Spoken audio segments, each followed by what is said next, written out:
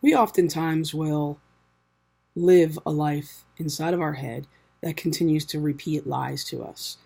And if we have things in our life where we've always been lied to about certain things, about, I'm too heavy, so therefore in every one of my relationships, I've always dated thinner people, and I've always kind of felt like, oh, eventually, they're gonna, know that I'm chubby, like they didn't know that before, and that's gonna disqualify me from this type of love. You know why? Because I was made fun of as a child.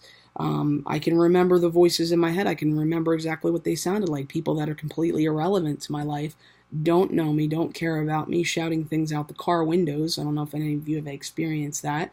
You're just walking up the street and some moron wants to scream something out like, hey, fat ass, or something like that. And you're like, really?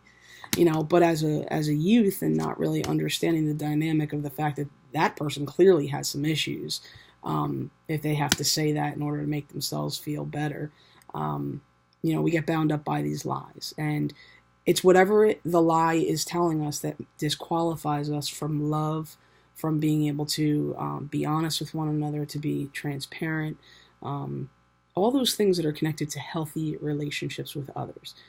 One of the things we have to make sure that we do is have a relationship that is healthy with ourselves. And by way of doing that is, I've already spoken about some of the book materials and everything, and I will post those when I come to it.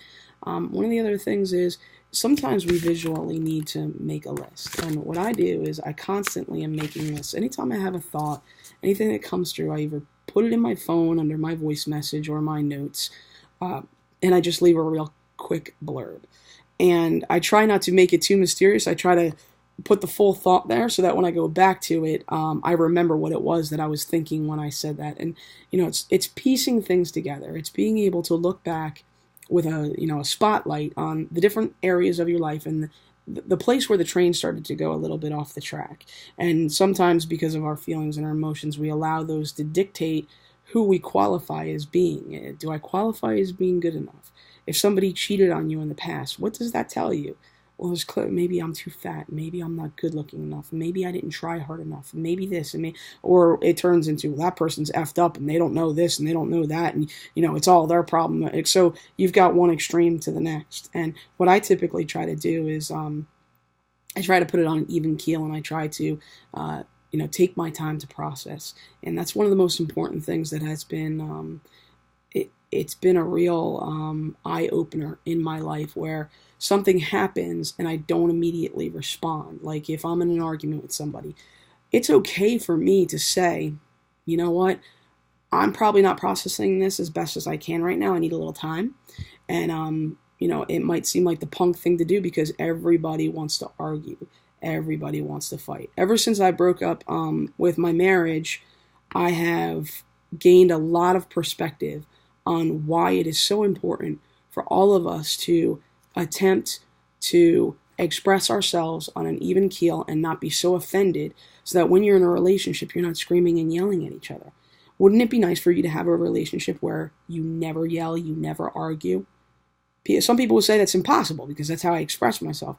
It is how we express ourselves, and I understand that. But I also understand anger issues, and I understand that we all oftentimes feel like we're not validated as a person. So if I say to someone, it really offended me when you said blah, blah, blah, blah, blah, they could just turn around and simply say, sorry, I'm sorry that you feel that way. That's a classic one. Have you not heard that before?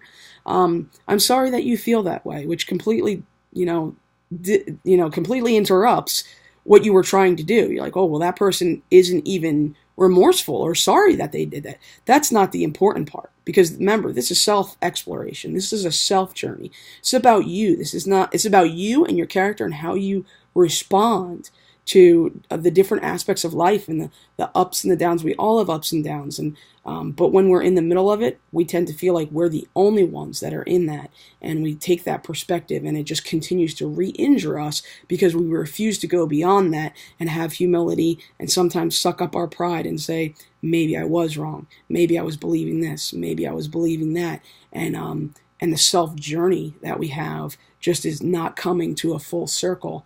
because of the fact that we refuse to take responsibility for what we've done, or we refuse to say, you know what, you did that because that's the type of person you are, but I'm not going to allow that person's behavior to dictate the person and the character that I'm going to be for other people. So in our next section, we'll try to cover a little bit more about that if you'd like to stay with me on the section for forgiveness.